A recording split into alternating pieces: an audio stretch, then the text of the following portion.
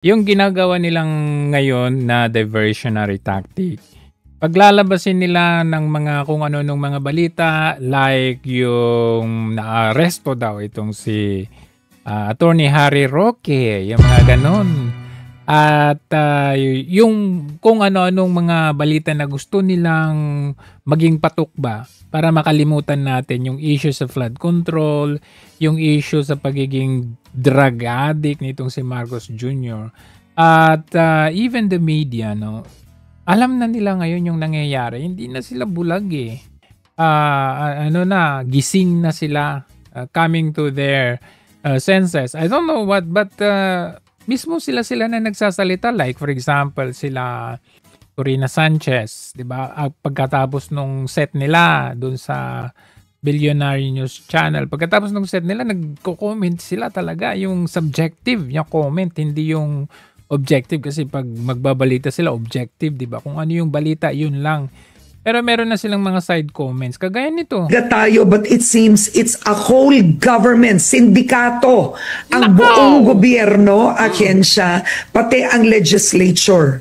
Pwedeng buong gobyerno makulong na. In ASEAN countries, there's an acceptance of 5 to 10% leakage. In our country, it's ba't di ka na makasalita dyan, Kiko? To 30% and even more. Nag-iimbestiga tayo, but it seems it's a whole government, sindikato. Patago. Di ba? Ito pa, si Ted Filon. Malaki niya yan. Ito pong ICI na ito, with all due respect, ay siksik-lig-lig sa napakaraming inconsistency. Una ha, nagsabi sila doon sa Senado na magiging open na sila. Sa kanila pong mga hearing. Live stream. Umuo doon, nangako doon, hindi naman pala totoo. Pag-aaralan pa daw. Yung kanila pong sinasabing panuntunan, rules, aba, ang tagal.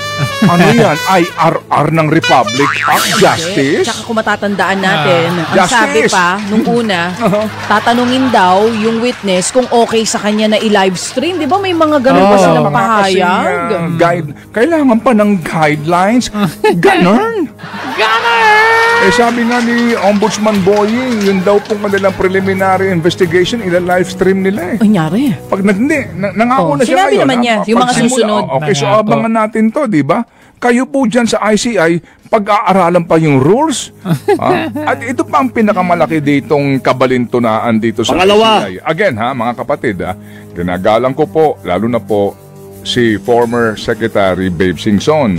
Ang akin dito lamang pagtansya, baka overruled siya, no? Sa kanyang gustong gawin. Kasi, itong ICI na ito, sino ba ang pagkakaalam ninyo, pagkakatandaan ninyo, na naimbitahan na po nila, na hindi natin napanood? Ang kanila pong pagtatanong o hearing. Sino? Sabi po sa report na ito, si Manny Bonoan, Mark Villar, Bulacan 1st District Engineers Henry Alcantara, Bryce Hernandez, JP Mendoza, ba't hindi na Curly and Sara Discaya, Heart, Senator Chis Escudero, Grace Po, Navotas Congressman Toby Chanco, si Senator Vince Dizon. Senator. Hindi naman senator, DPWH secretary yan. Oo, tatakbo ba? Ba't mo kayo nagagalitan? Hindi, nalito lang. Baka ibang senator na basa. Mo na naman tono mo eh. Sorry. Sige, tuloy mo. Napansin mo, tahimik si senator ngayon? Aspiring senator siguro. Parang walang... Hindi, kahapon meron siya. Balak eh. Ubusan ng bala ha. Oo. Parang... Kahapon sabi Senator, di ba nangako ka, pupunta ka ng Leyte, tsaka ng Samar, at tsaka ng Ilocos, para mag-inspect? Walay. Baka na busy. Senator? Boboto pa naman kita. Nako. Tatakbo ba siya? Petsa na. Parang nanahimik yung si Senator. Pansin nyo? Kahapon meron siya. Parang nandun siya sa auction. Nandun sa auction kahapon. Kinalaman mo sa auction. Kaya nga, tataka talaga ko dito kay Dizon. Ba't nagkalat siya? Lahat nata ng ahensya ng gobyerno, nandun siya. Mabuti kung substandard ba yung may representative din ng ICI dun Oo, sa auction nandun sila. Yun daw ang patunay na kina- talagang makakamit na natin ang hustisya. Anong kinalaman mo sa Ganyan. auction? Oh, nandun Ba- sila. Hindi bakit? sila tahimik, nandun sila. Kayo talaga. Bakit? Substandard ba ang ano? Rolls Royce? Rolls Royce. Ghost cars. Oh. Ito pa. Ang gusto niyong tumbukin na, sa mga... Si Pangulo Kasi naman. admittedly, huwag na ho tayo magpaligoy-ligoy pa. Opo. Nanganganib, delikading. Kumbaga po, Patay. shaking. Kumbaga po, unstable ang Panguluhan. Come on, di ba? Ito ba ho ay isang pahayag na maaring seditious mong ituring ninyo? With all due respect. Karapatan po natin ito sa ating pong opinyon at pamamahayag. Bakit? The fact na lang, di ba? Ayoko na pong ubusin pang ating oras dyan. But basically Ubusin mo na. hindi maitatanggi, standing on shaky ground ngayon ang Panguluhan. Kaya kinakailangan niya mismo mag-update tungkol sa kanyang pinsan at sa kanya rin pong best friend dati na si Saldico. Yes, alright? Okay. Pero kung ang sinasabi niya ang tinutumbok ng pananagutan si Martin, may kulang na word rito. Okay? Ano? Ang kulang dito ay laban. Yun. Kasi Laban. kang lumusot dito pag sinabing, ba't wala pa si Martin Romualdez? Ba't wala pang kaso? Anong O bakit sabihin? wala pa siyang hold departure order? anong O ba't lusot wala pang doon? first order? Bakit? Kasi ang sabi ko naman, di ba, ang mga informasyon, okay, okay, ay Mali yung ano tungkol, niya, wording niya. ang Ito mga ay informasyon ng dating speaker, ay tungkol sa mga informasyon ng dating speaker. So, yung kanilang contribution sa pag-iimbestiga, hindi sila ang iniimbestigahan. Kaya nga. Okay? Pwedeng... To be technical about this. Yeah, totoo naman. Okay? Oo, Okay. dapat talagang binabasang maigi kasi yung bawat salita Ito ay pwede tungkol sa mga magbago. informasyon laban Yan. sa dating speaker. Dapat laban. Okay? Yan. Hindi tungkol. Okay. Kasi po lumalabas dito, nagbigay ng informasyon Oo. si Martin at si Saldi. At aalamin kung may makikitang ebidensya. Correct. Okay, O pwede ngayon. nating ilagay yung laban Ayos, sa ito ay tungkol sa mga impormasyon ng dating Speaker Martin Romualdez. Laban! Kay Saldi ko. Okay, Laban kay ganito. Saldi ko naman. Oo. So, questionably pa rin. Kahit nagpapahayag o nagre-report si Marcos Jr., questionably yung line of information niya. Kasi doon pa lang halatang sinisave niya yung kanyang pinsan. And hindi mo pwedeng ma-save yan kasi it has been with many accounts already with different congressman, senator, or yung mga local government units kung saan sinabi nila, ito kay Martin Romualdez ito. At nililink nila ito sa Pangulo kasi decision ng Pangulo ito. Kagaya nito. Paano mo may tatanggi ito? Lahat na lang dahil ni Speaker. Dahil ni Speaker. Ito, tingnan ninyo. Paano may tatanggi ito? Yes, the Speaker of the Philippine Congress! Pinakamalakas! Ay, sobra pong garapa. sorry. The Speaker of the People, the best Speaker of the Philippine Congress! Pinakamalakas na palakpakan sigawan! Speaker Martin Romualdez! Sa panahon ni President Bongbong Marcos, sa panahon ni Speaker Martin Romualdez, correct me if I'm wrong, bumaha at bumagyo ng biyaya Nako. dito sa ikalawang distrito ng ating Yay! Pilipinas. Kaya may Yay! AX dahil ni Speaker. Ay. Kaya may akap Ay. dahil ni Speaker. Dahil ni Speaker. Kaya may tupad Mm. dahil ni Speaker. Mm. Kaya may mga barangay road dahil ni Speaker. Kaya may patubig dahil ni Speaker. At kaya may groundbreaking ngayon dahil ni Speaker. Paano mo may tatanggi yan? Dahil kay Speaker, ang budget dahil kay Speaker. At hindi lang yan, dahil sa Presidente. Kung hindi natin hindi niya talaga ma-redeem yung kanyang sarili. At mahahalata talaga na siya ay nasa likod nito. Ito, isa itong political analyst.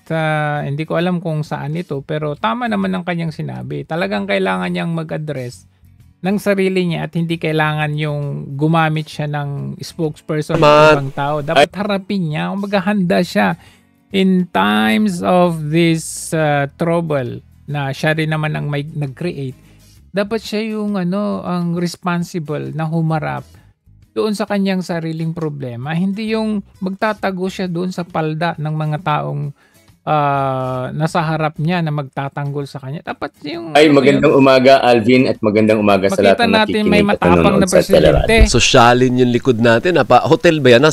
Kasi siyempre si Ron Percus at issue laban sa kanya. Okay, madugong-madugo ang hinaharap ng presidente ngayon, no? And in fact, dapat siguro all hands on deck dapat ang lahat ng tao sa gobyerno dahil sa hindi pwedeng magkamali. In fact, nakikita natin ngayon paunti-unti maraming mga pagkakamali nangyayari, no? Sa isang reputasyon, dapat iisa lang ang boses na nagsasalita. At sa isang krisis, sinasabi namin may peacetime at may wartime. Sa peacetime, okay lang yung spokesperson, hindi ba?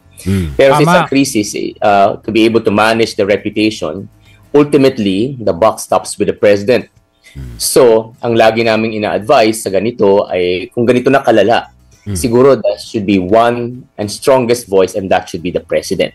Narinig ko kanina yung sinasabi ni Dr. Tihanke na iba-ibang style, di ba?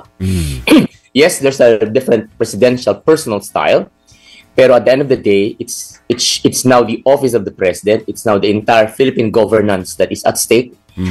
And it's about time, at the right time, given the numerous crises, the different types of crisis that is now besetting the Philippines. It's about time that the president speaks like a nationwide broadcast. Until now, we have not seen that. So hindi Di ba? Obra yung ganito na parang nung nangyari, the day after, the president went out of town. Siya, inaccessible siya sa media. Hindi siya mahagilap, kaya ang nagsasalita yung USEC, si Attorney Claire. No? Kung reputation ang pag-uusapan, as an expert, hindi dapat ganon. That's what you're saying. You should face the people. Yeah. Ganun ba yun, Ron? Correct.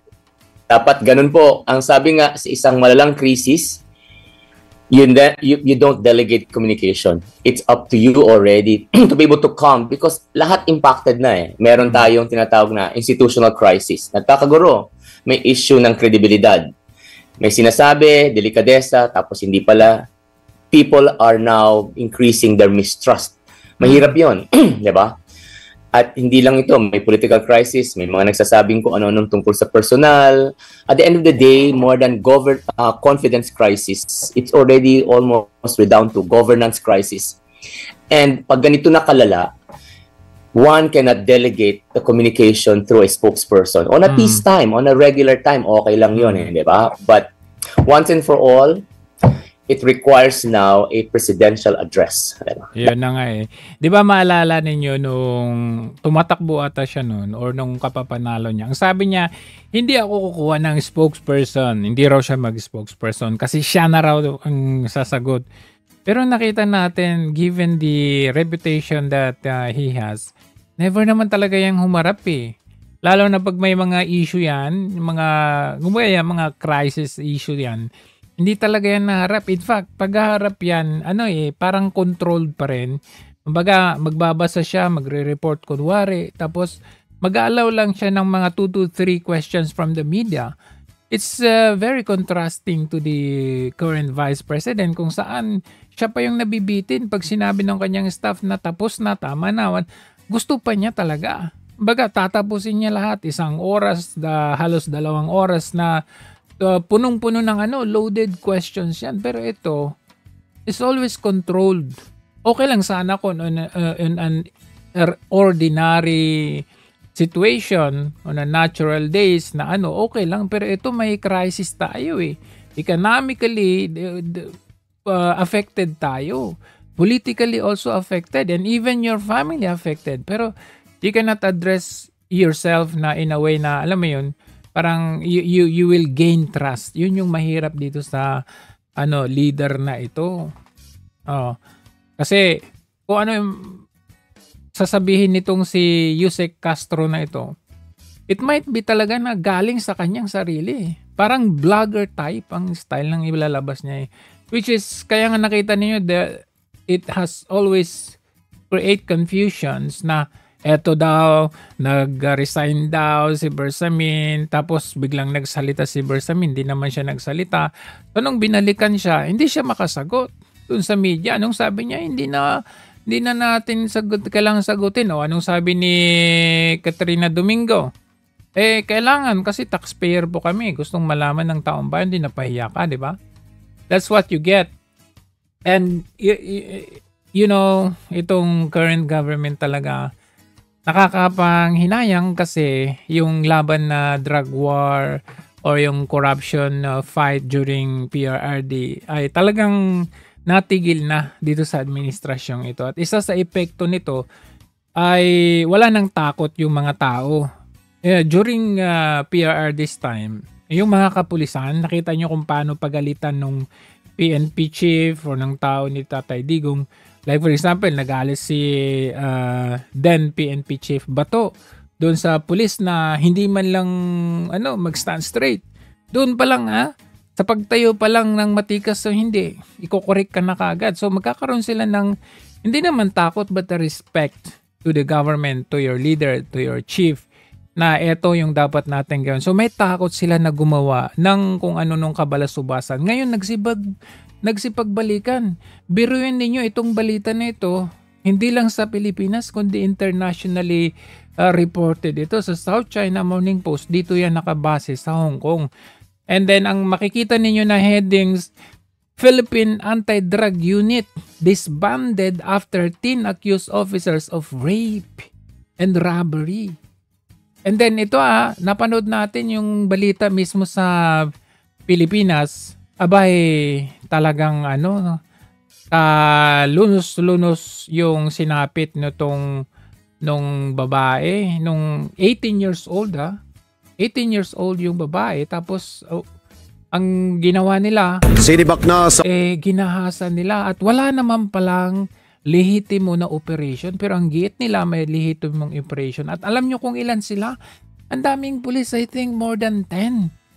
This is like gang rape ng PNP paman din.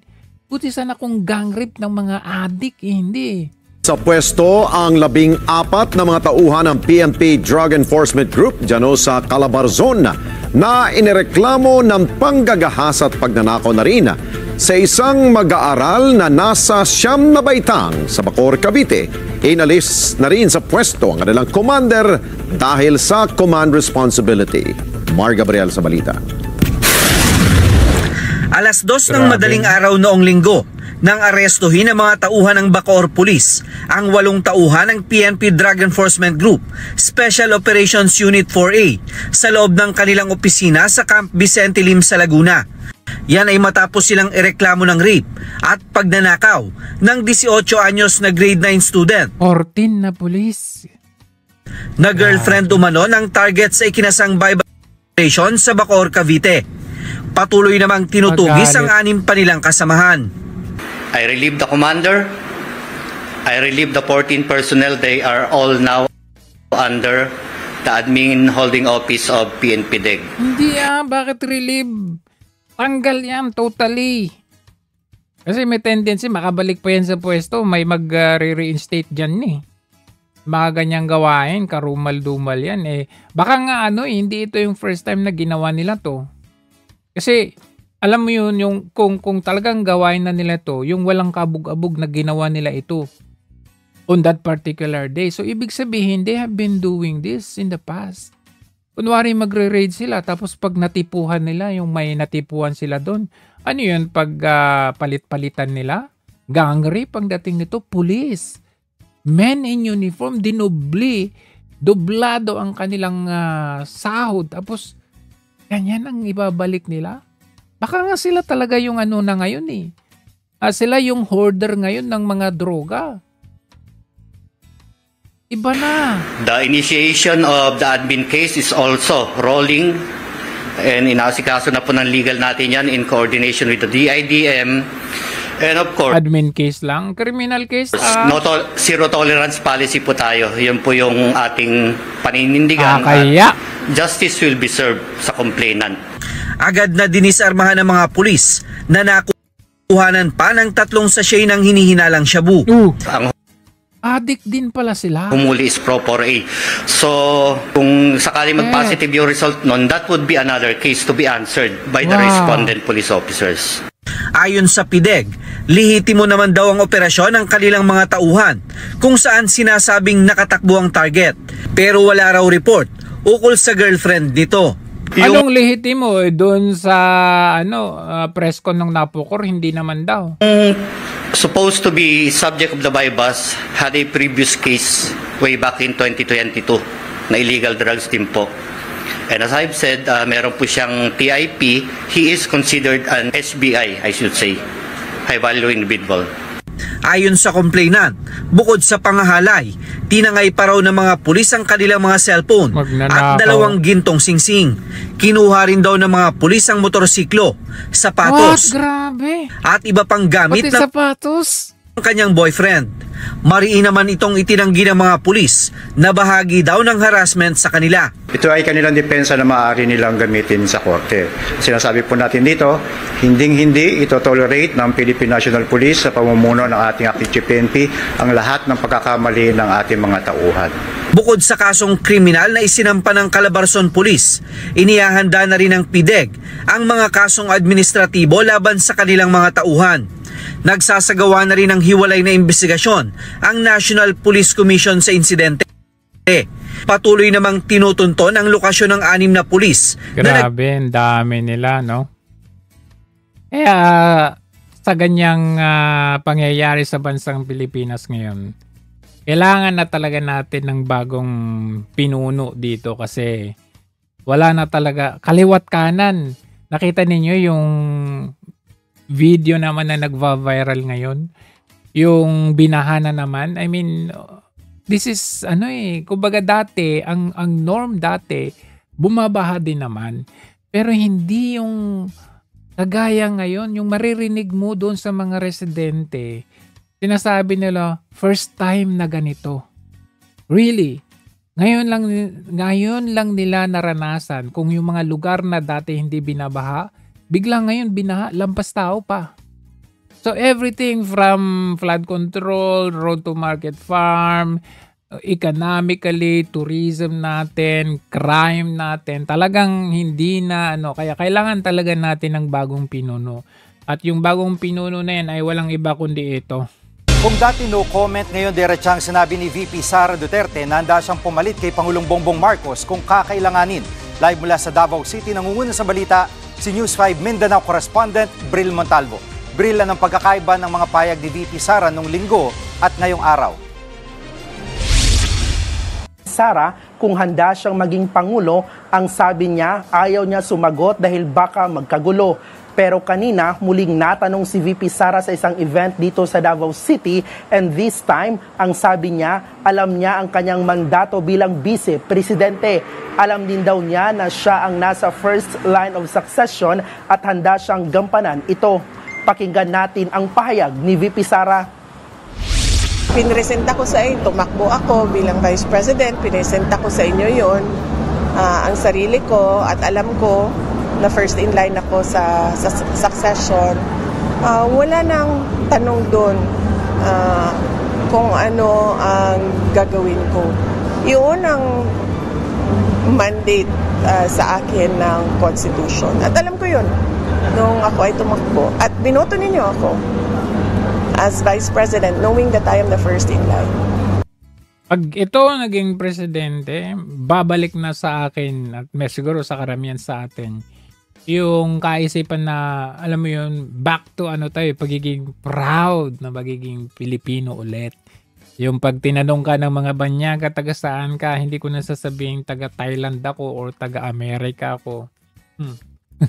Sabihin ko ng Pilipinas kasi you have one of the best leaders. Kagaya nung kanyang tatay, talagang wow, your president is here. Sila pa yung magbabalita sa amin dito sa Hong Kong. Pag napunta si PRRD dito, sila pa yung naunang nakakaalam. At makita talaga natin kung how they give importance to PRRD. Talaga makita mo bantay sarado na parang VIP ba talaga? Yung kalsada, ayusin nila, escorted by Hong Kong police. talagang makita mo, ramdam mo. Bril, may reaksyon na ba si VP Sara sa pagkakansela ng passport ni Attorney Roque at ano pang pahayag niya sa ibang mga issue? Jiggy, higit sa passport, mas inaalala raw ni VP Sara ang kalusugan ni Attorney Harry Roque. Alam daw kasi niya na may mga problema ito sa kalusugan at dumadaan na rin sa ilang medical procedures. Nagkomento rin ang Vice Presidente sa pagdawit ni Zaldico kay Congressman Sandro Marcos sa budget insertions. Naniniwala raw siya sa aligasyon at lahat naman daw ng ebidensya ay nasa budget mismo. Jiggy, hiningan din ng media ng reaksyon si VP Sara tungkol sa pahayag ng Pangulo tungkol kay Senator Amy Marcos. Matatanda ang inakusahan ni Senator Amy si PBBM at ang First Family na gumagamit umano ng droga. Sagot naman ni PBBM, and I quote, "The lady on TV is not my sister." Narito. Adik ka kasi, kaya hindi mo mamukha, nag-hallucinate ka eh. Ang reaksyon ni VP Sara. Sa tingin ko it fits the profile of a drug addict na ginagaslight yung mga mahal nila sa buhay. Tama. Na kapag sinasabi nung mahal nila sa buhay, may problema ka, sasabihin nila na wala akong problema, ikaw yung problema. It's a very characteristic response of a drug addict. Ginagaslight nila yung mga nagmamalasakit sa kanila. And that's what's going on dito sa bansa natin, no? Kasi kung sino pa yung nagtatrabaho ng maayos, yung maganda yung serbisyo sa sila pa yung kinukulong, sila pa yung kinakasuhan, sila yung nagiging terorista, sino yung nagbibigay ng tamang impormasyon, yung hindi nagsisinungaling. Sila pa yung yung binibigyan ng warrant of arrest, parang fugitive na umuwi ka, harapin mo yung kaso mo, when in fact, ang dapat magharap kung may kaso man, yung mismong nagsasalita, yung presidente, kasi siya yung mastermind.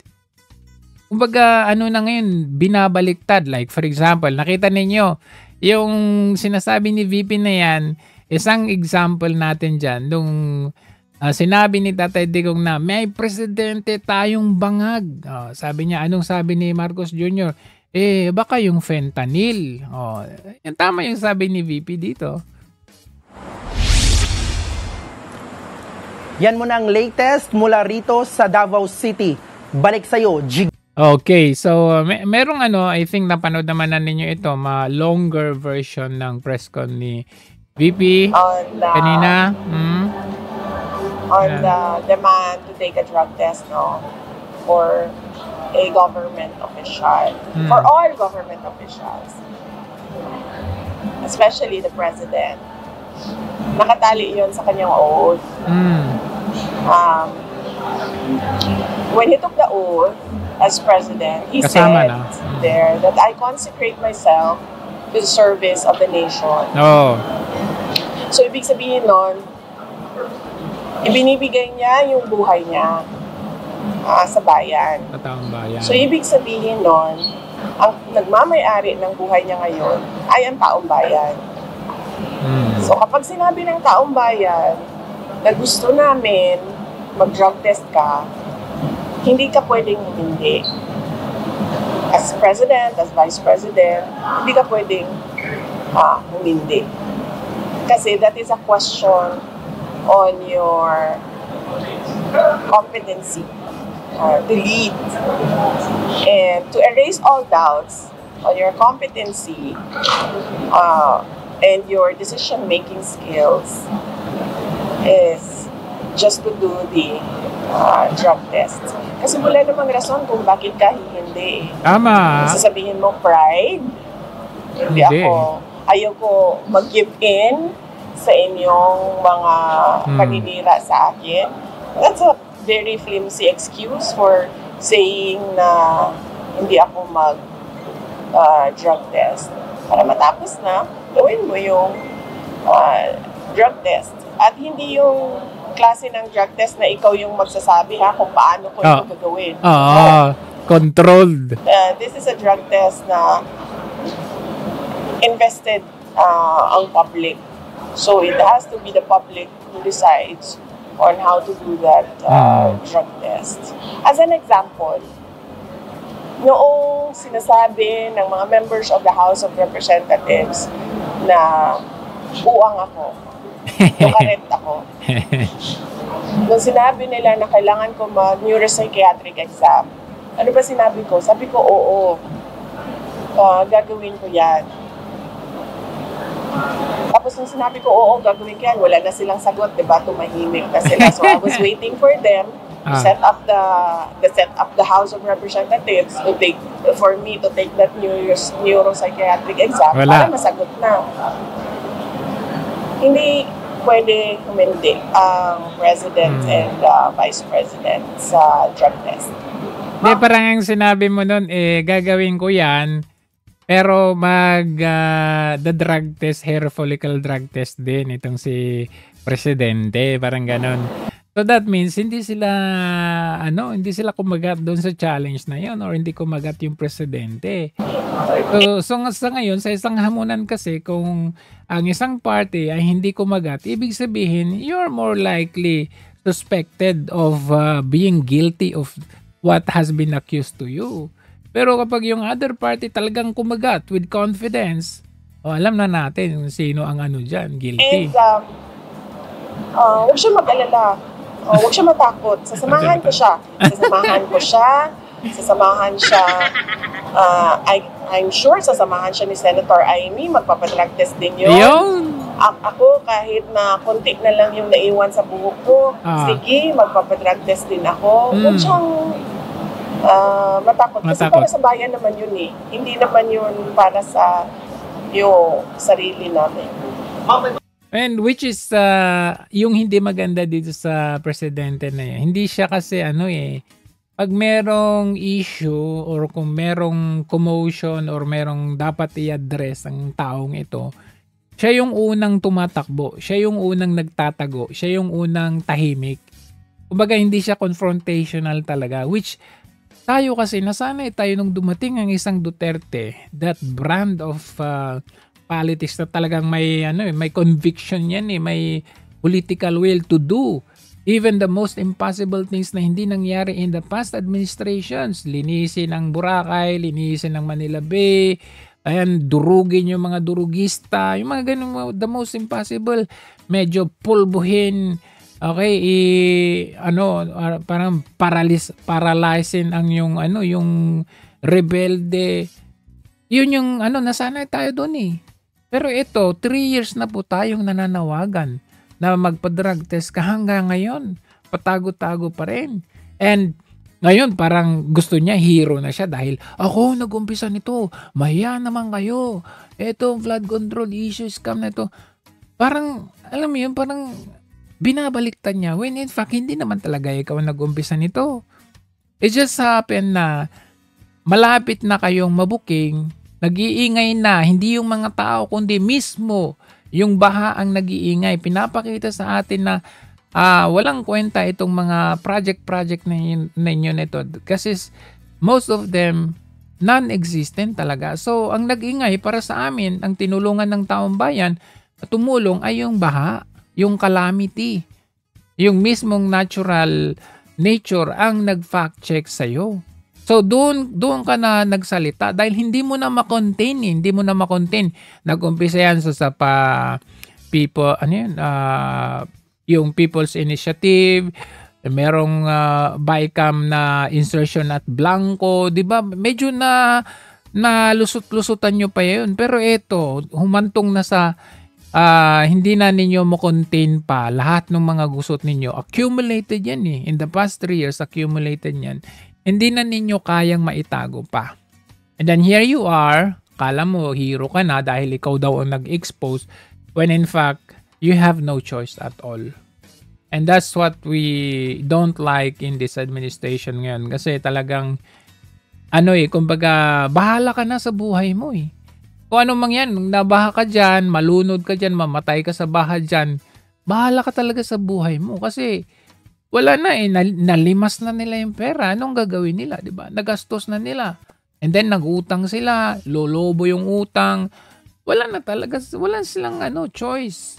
but to portray that they are the heroes, to do the optics, PR moves just to gaslight or cover everything, yung chaos na nag-create nila. Yun yung nangyayari ngayon. Kaya lang, ang problema natin dito ngayon, itong mga nasa kabila naman, kitang-kita nila yung lantaran at talamak na droga, na corruption, anything, failure of economy, ayaw pa rin nilang sawatain.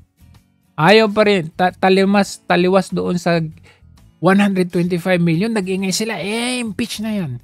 Pero dito, kitang-kita to the highest level, the magnitude of corruption and everything, wala silang ingay na impeachment, wala silang ingay na mag-resign. Ewan ko lang itong sa 30 na ito kasi parang ang development ay mag-iingay sila ng resign BBM pero kasama si Sara Duterte. So that means talagang nakikita nila yung corruption pero ayaw nilang pagtanggalin itong si Marcos Jr. kasi yung successor ay isang Duterte brand na naman kung saan malalagay na naman sa alanganin yung kanilang mga interest.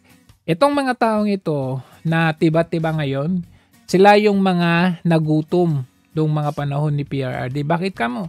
Kasi yung mga kalakaran nila, yung mga sindikato nila sa droga, sa smuggling at kung ano-ano pa, sila yung mga hindi nakaporma nung panahon ni PRRD. Kaya ngayon, nagsipagbalikan sila, tiba-tiba sila, ang gutom naman ngayon ay ang taong bayan. Anong panawagan ngayon or with all the allegations? So anyway, let's move on. No? Isa sa ibinalita dito, itong sinabi nga ni Zaldico, yung bagman. Ito dati sa Senate hearing kung sino man ang mabanggit, papatawag natin yan. Papatawag natin sa sunod na hearing yan. Papatawag sa ICI. Re-recommend na. Pero ang dami nang nabanggit. Itong si Zaldico. Sana nga rito yung bagman mismo ni PBBM. Pero parang wala lang, no? And in fact, they want to portray na AI yung nagsasalita. And even the media, hindi naman nila sinasabi na AI.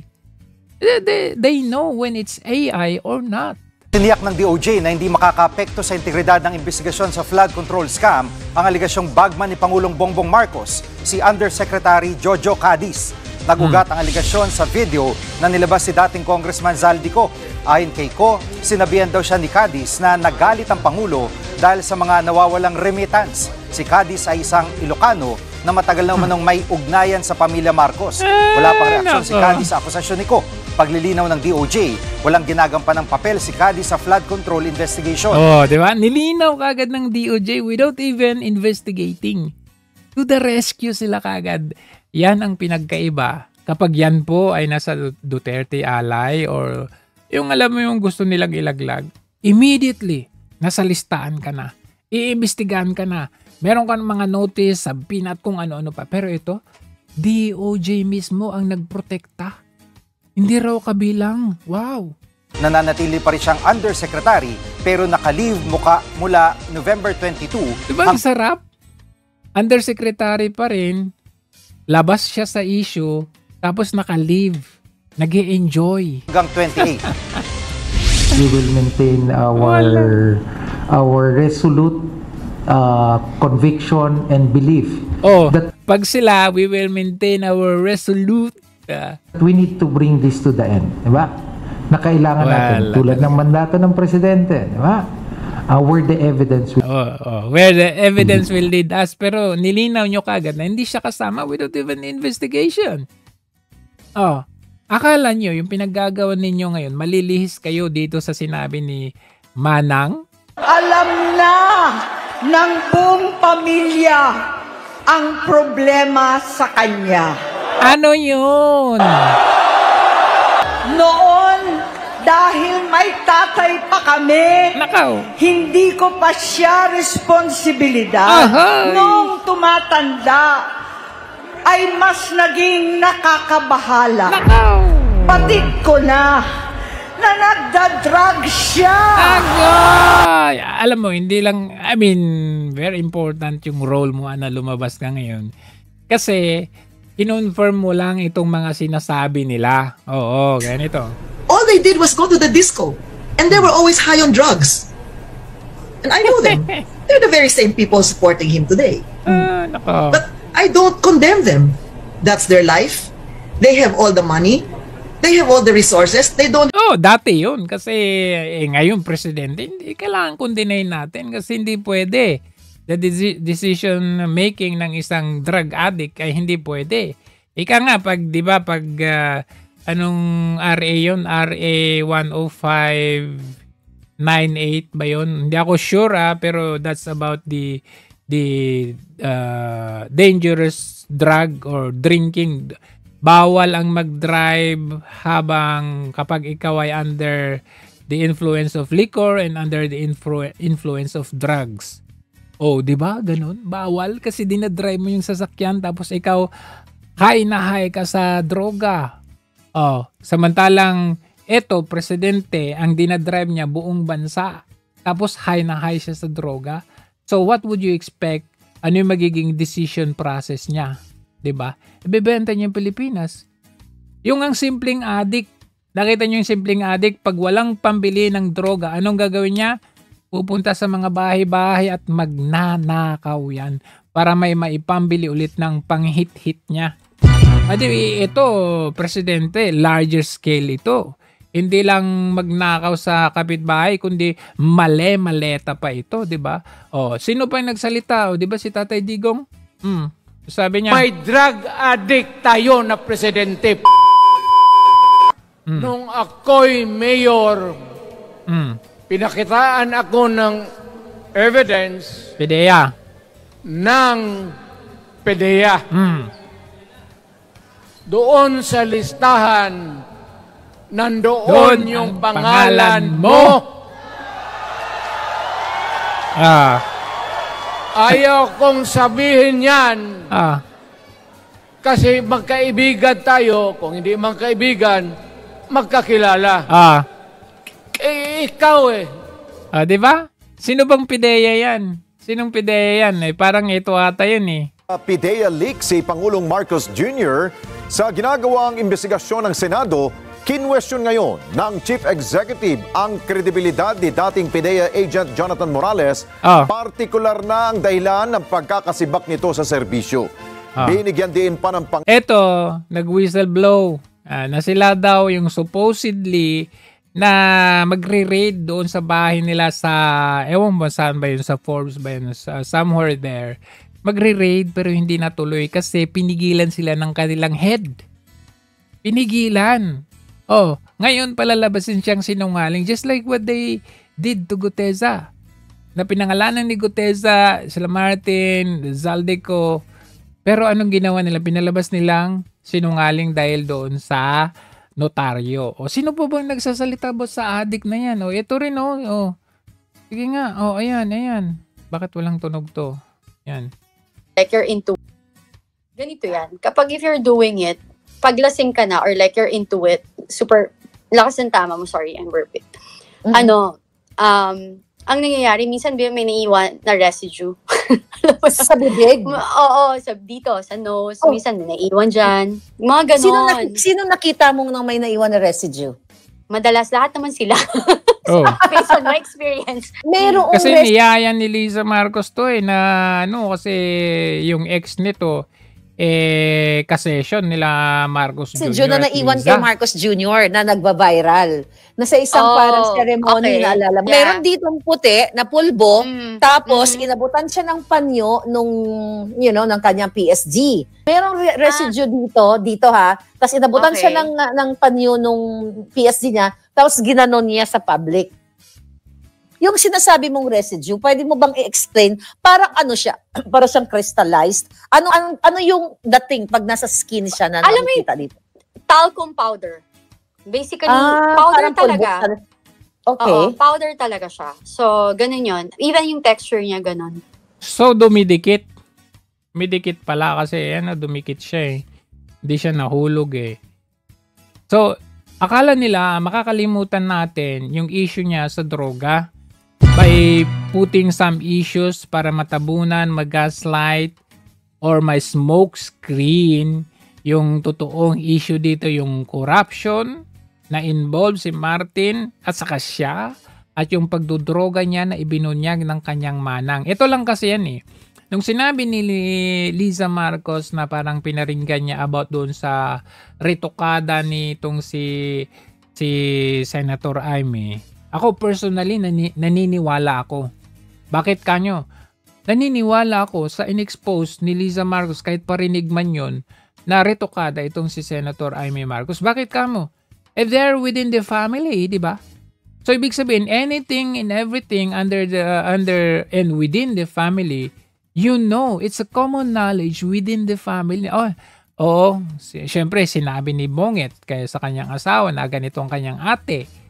The same manner na pag sinabi ni Amy na manang niya na batid namin na nagdadrag siya. Ate niya yun eh. Common knowledge. Alam nila within the circle of family. So, ibig yung sabihin, maniniwala kami sa sinabi ni Liza na retokada si Senator Amy. Tapos nung nagsabi si Amy na addict, tamad, hindi nagtatrabaho, hindi kami maniniwala. Diba? Everything, anything that you or in any circle of, kahit barkada yan, anything na sikreto ng any member of the group or circle, alam nyo yan eh. Alam nyo yan. Kaya kung ano man ang sinabi ni Amy, totoo yun. Niniwala kami. Diba? Hindi kagaya nitong si Lacson na akala mo, biglang naging spokesperson, nitong si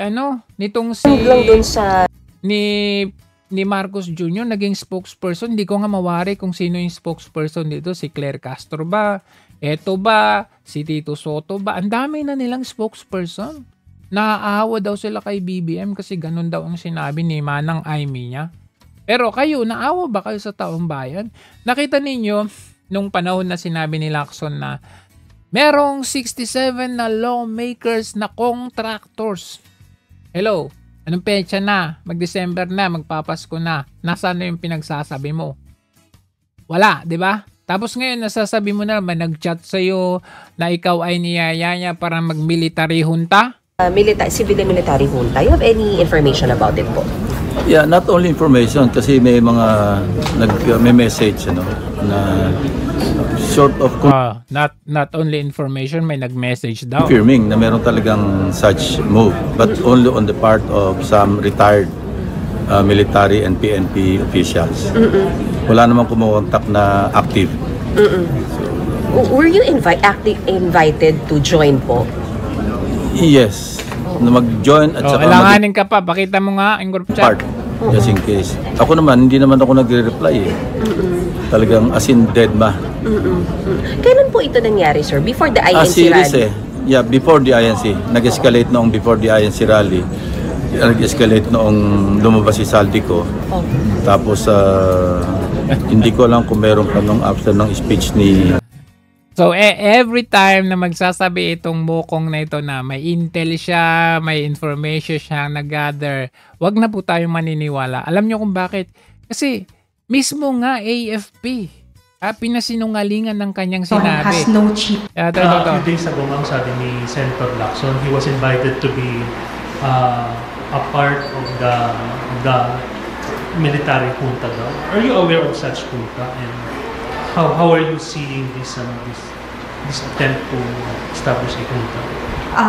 Our Armed Forces of the Philippines Chief of Staff has already clarified this multiple times. That there is no such thing as a military junta within the army. There is no such thing. Ano yung sinasabi mo, Lacson, uli? Merong military junta. Forces of the Philippines. The AFP will never subscribe. There is no such thing. Anong pinag-iimbento mo, ha? Mokong ka na sinungaling na inventor na naging defender na ni Marcos Jr. Hindi na kami maniniwala sa inyong Blue Ribbon Committee Senate hearing na yan. Lalo na sa pinagsasabi mo ngayon, sinira mo na ang reputasyon mo. Dati, very high yung pagkakilala sa iyo at pagkarespeto sa dahil you are former PNP chief. But now, nakita mo yung mukha mo, sirang-sira na sa kasisinungaling mo. 67 daw na contractors nasa antas ngayon, sasabihin niya, military junta. Tapos sasabihin niya last week or the other day, o last week sabi niya, sabi niya, bakit pa mag-i-insert ng 100 billion sa BICAM kung pwede naman sa NEP?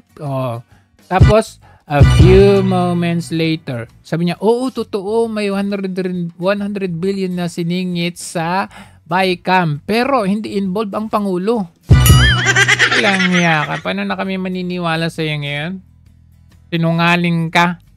And that's our update for today. Maraming salamat. Ingat.